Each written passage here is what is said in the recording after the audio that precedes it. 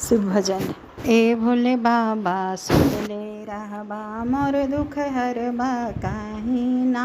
ए भोले बाबा सुतले रहबा मोर दुख हरबा काहे ना। सोने के चौक में रतन जड़ैबो, सोने सुराही गंगा जल पानी, आसनी बैठबा काहे ना। चरण धोलैबा काहे ना। ए भोले बाबा सुतले रहबा मोर दुख हरबा काहे ना। ए भोले बाबा सुतले रहबा मोर दुख हरबा काहे ना।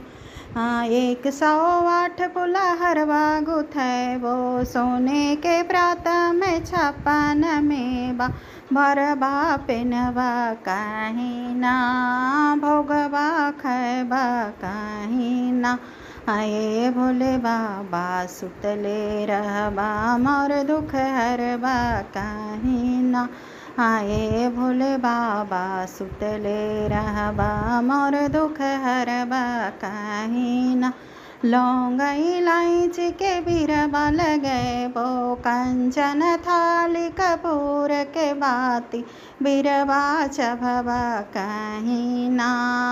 आरती लगैबा काहे ना।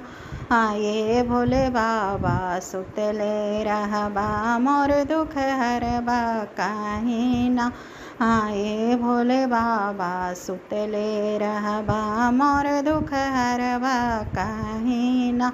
टोलबा महलवा से सखियाँ बोलैबो, भजन सुनैबो काहे ना। भजन सुनैबो काहे ना। ए भोले बाबा सुतले रहबा मोर दुख हरबा काहे ना।